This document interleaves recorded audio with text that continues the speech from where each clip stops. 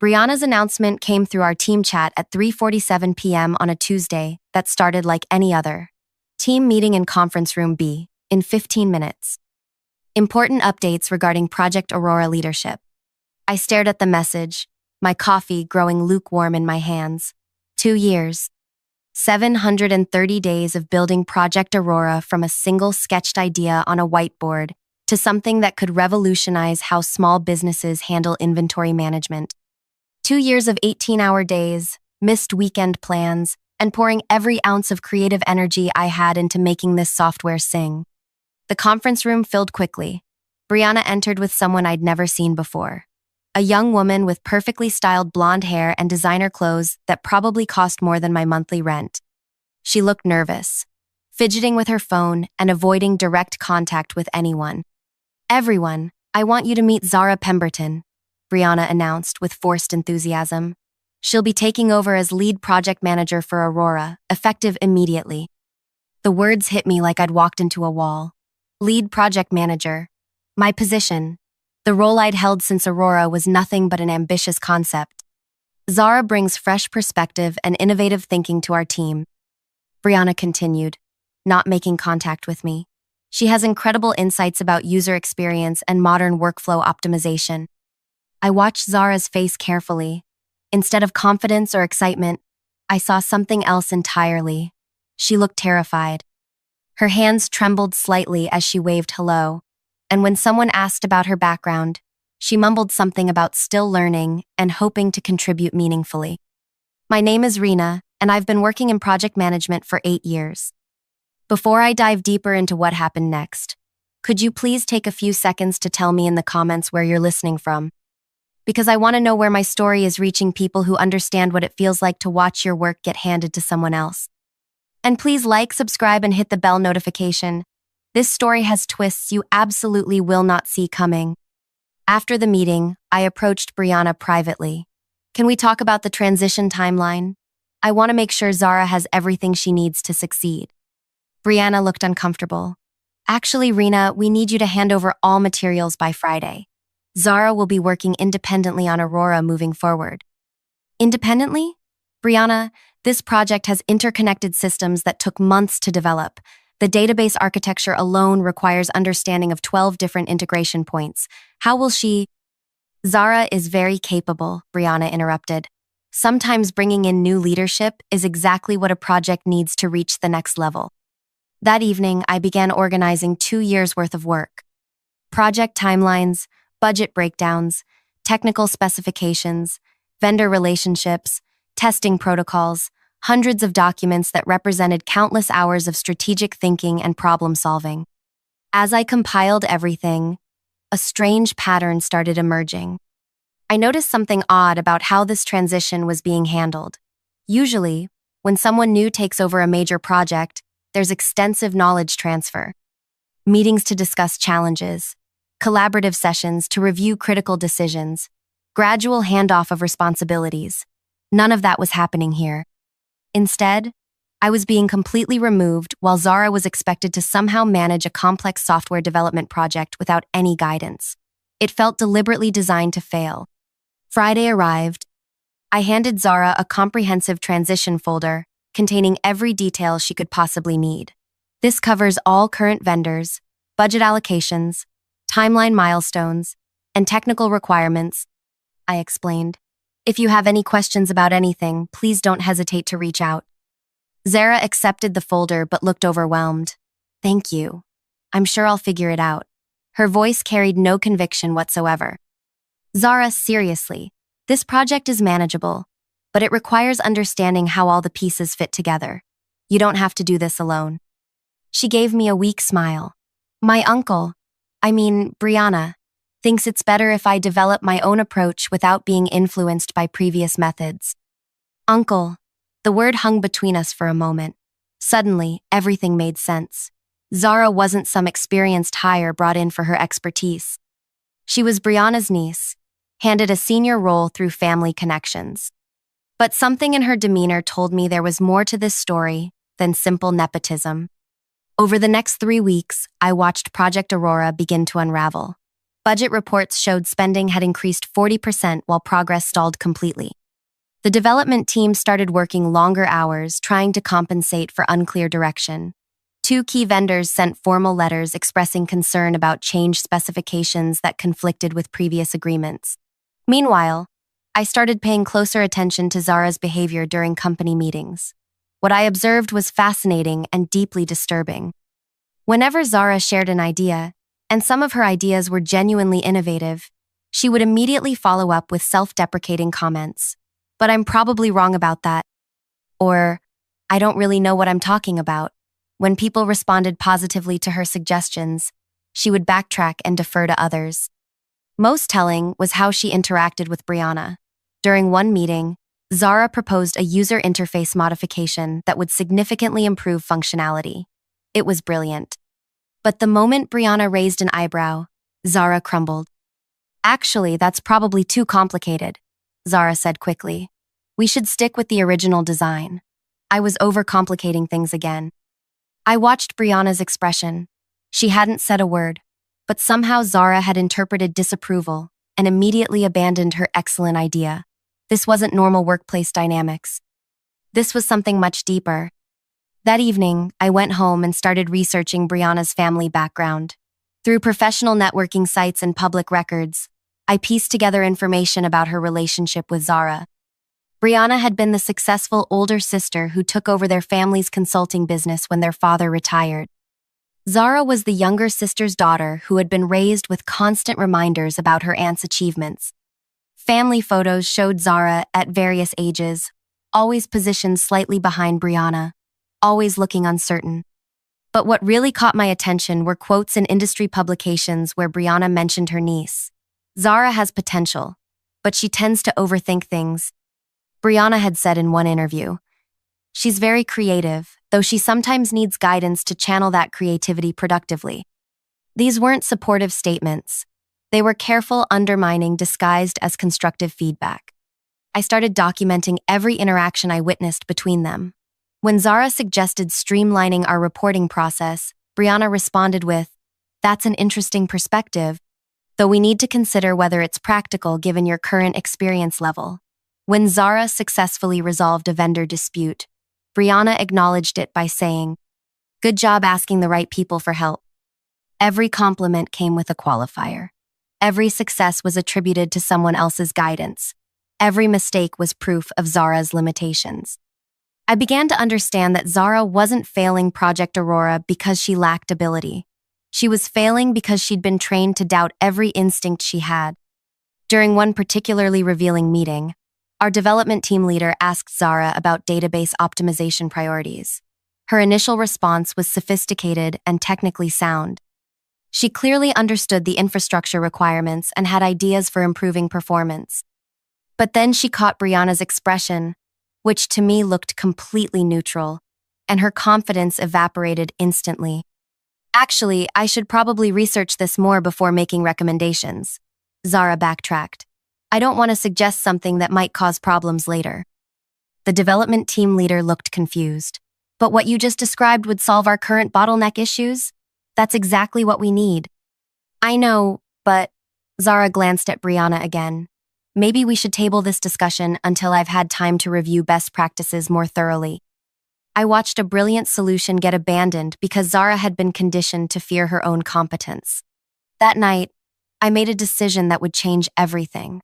I opened a new document and began writing what I would later realize was the most important analysis of my career.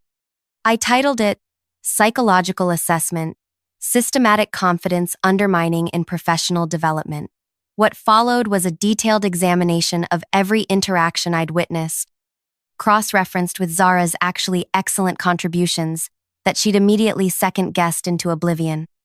I documented how Brianna used subtle language patterns to maintain control, how she positioned herself as the authority while keeping Zara dependent on external validation, how she offered opportunities designed to highlight limitations rather than build competence. But most importantly, I analyzed Zara's natural abilities when she forgot to be afraid of them. Her user experience insights were sophisticated. Her technical understanding was deeper than she realized. Her project management instincts were actually superior to traditional approaches in several key areas.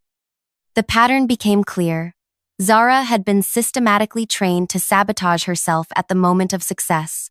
Every time she demonstrated competence, she'd been taught to retreat into uncertainty.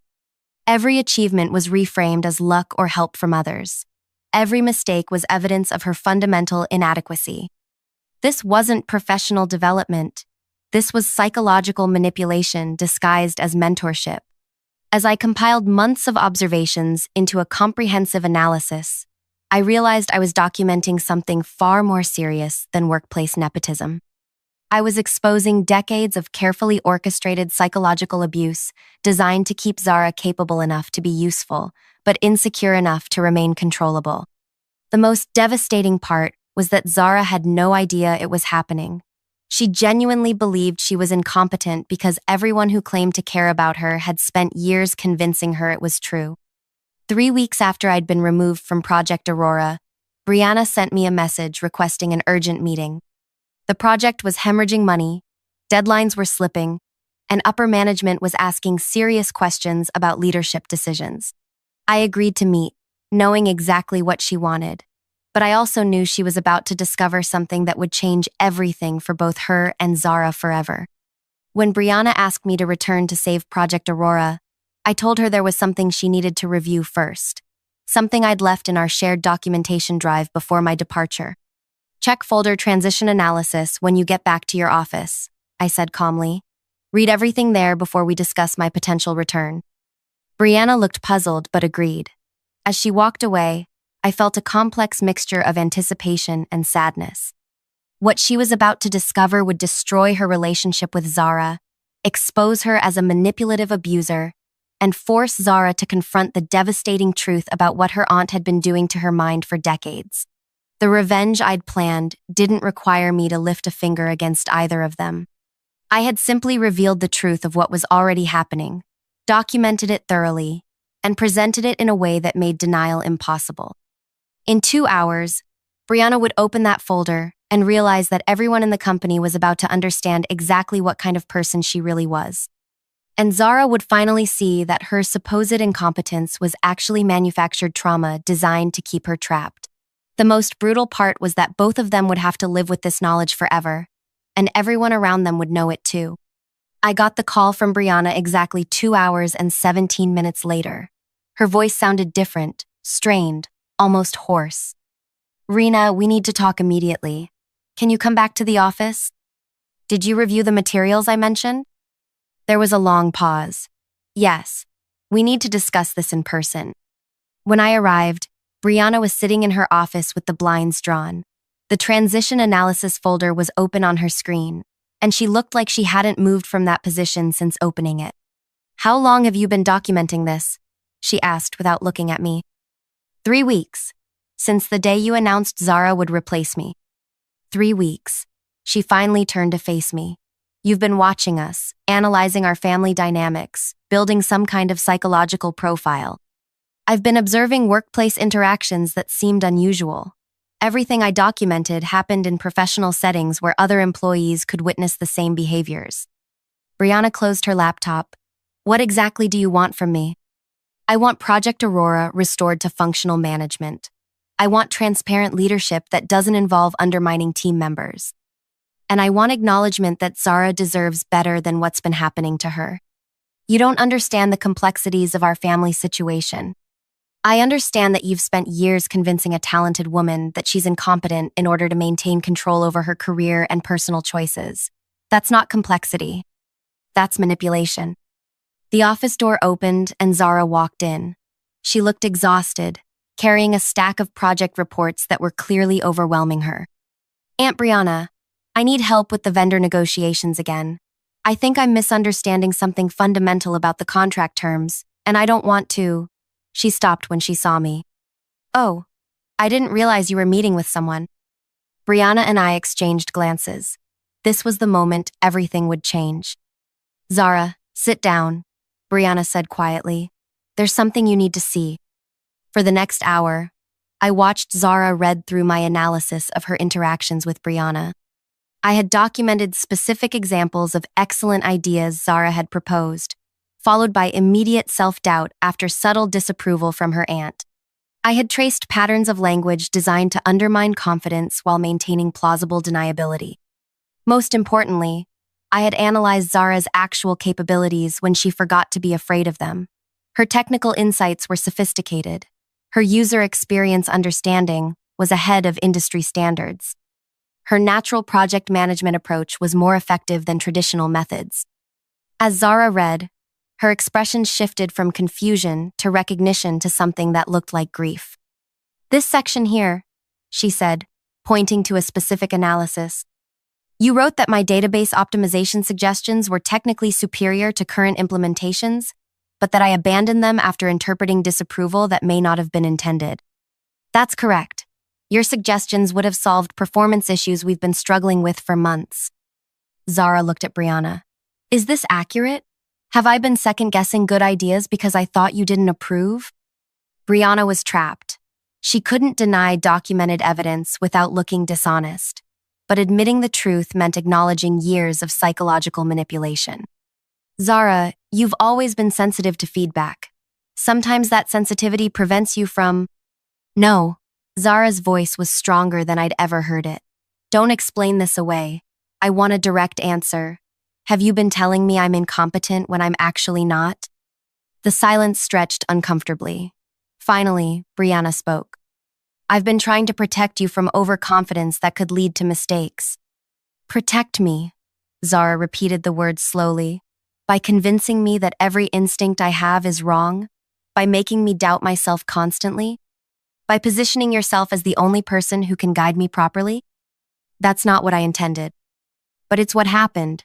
Zara stood up, still holding my analysis. "According to this documentation, I've been demonstrating competence consistently, then immediately undermining myself because I've been trained to believe I can't trust my own judgment." She turned to me. "How long have you been observing this pattern?" "Since the first week I started paying attention. But Zara, the most important thing in that analysis isn't what Brianna was doing. It's proof of what you're actually capable of when you trust yourself." Zara sat back down and reread several sections. "These examples of my technical suggestions, you're saying they were good ideas?" "They were exceptional ideas. Ideas that could have advanced Project Aurora significantly if you hadn't been convinced to abandon them. But I felt so uncertain about them. I was sure I was missing something obvious." "You were missing something. You were missing the confidence to trust your own expertise." Zara looked at Brianna with an expression I'd never seen before. "How long has this been happening?" "Zara, family relationships are complicated. I've always wanted what's best for—" "How long?" Zara's voice was sharp now. Brianna hesitated. "Since you were young, I may have been overly protective about your decision-making." "Overly protective or deliberately undermining?" The question hung in the air. I realized that my documentation had forced a confrontation that was decades overdue. "I need to think about this," Zara said finally. "I need to process what this means." She gathered her things and left the office. Brianna and I sat in uncomfortable silence. "You've destroyed my relationship with my niece," Brianna said. "I've documented behavior that was already destroying her relationship with herself. The difference is now she knows it wasn't her fault." "And now what? You want your project back? You want me to step down? What's your endgame here?"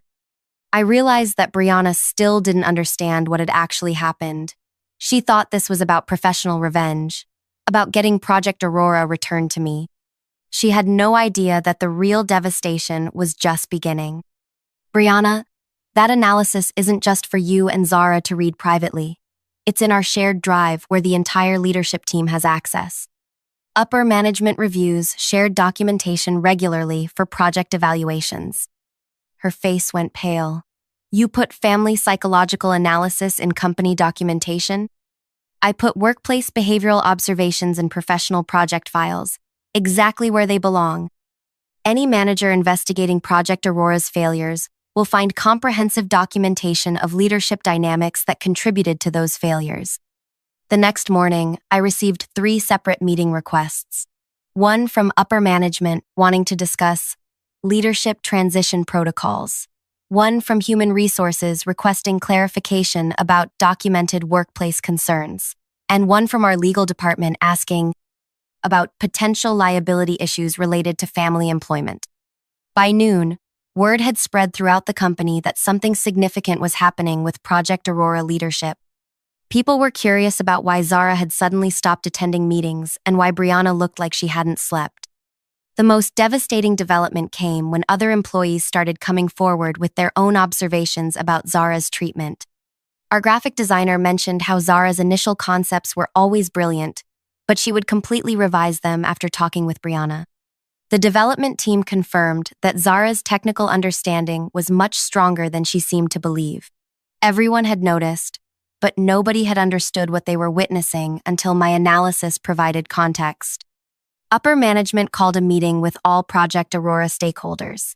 They had reviewed the transition documentation and wanted to address concerning patterns in project leadership. Zara attended that meeting, but she was different. She sat straighter, spoke more directly, and when she presented her ideas, she didn't immediately retreat into uncertainty. Instead, she defended her suggestions with technical reasoning and practical examples. It was stunning to watch. Without constant undermining, Zara was revealed to be exactly as capable as I had documented. More than capable, she was exceptional.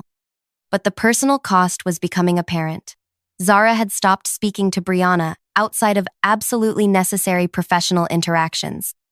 When someone mentioned their family relationship, Zara's expression went blank.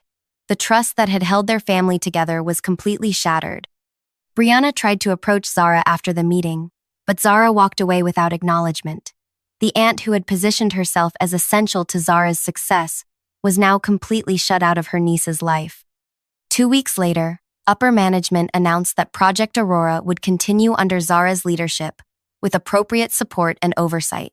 Brianna would be transitioning to a different division. The company had determined that the previous leadership transition had been poorly managed and created unnecessary dysfunction. I was asked to stay on as a consulting advisor to help Zara navigate the project complexities, but it became clear quickly that she didn't need much help. Once she trusted her own judgment, her natural capabilities flourished. The revenge I had planned was more complete than I had imagined. Brianna lost her authority within the company, her reputation as a mentor, and most devastatingly, her relationship with the niece she claimed to love. Everyone now knew she had been psychologically manipulating a family member under the guise of professional development. But Zara's situation was perhaps even more brutal. She had to rebuild her entire sense of self while processing the reality that someone she trusted had been systematically destroying her confidence for decades. Every family gathering, every career decision, every moment of self-doubt now had to be re-examined through the lens of deliberate manipulation. The success she was experiencing professionally was overshadowed by the devastating work of healing from psychological abuse. She would have to learn to trust her own mind while grieving the loss of family relationships she thought were supportive. 6 months later, Project Aurora launched successfully under Zara's leadership. The software exceeded performance expectations and generated significant revenue for the company. Zara received recognition as an innovative project manager with exceptional technical insight. But she told me privately that professional success felt hollow when it came at the cost of understanding how manipulated her entire life had been.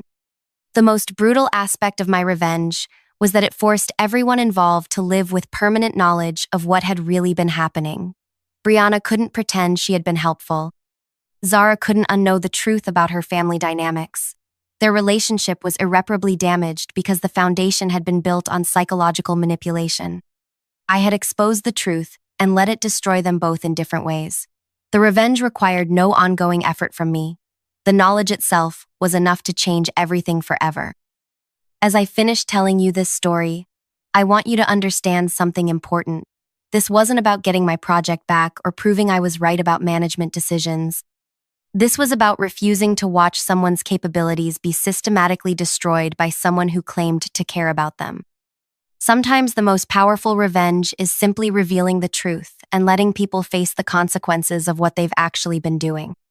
Sometimes justice means forcing someone to see themselves clearly for the first time. If this story resonates with you, If you've ever watched someone's confidence being undermined by people who claim to be helping them, please share this video. Like and subscribe because stories like this need to be told, and people need to understand that psychological manipulation in families and workplaces is real and devastating. And tell me in the comments, have you ever had to choose between staying silent and exposing a truth that would change everything? Because sometimes the bravest thing you can do is document what's really happening and let the truth speak for itself.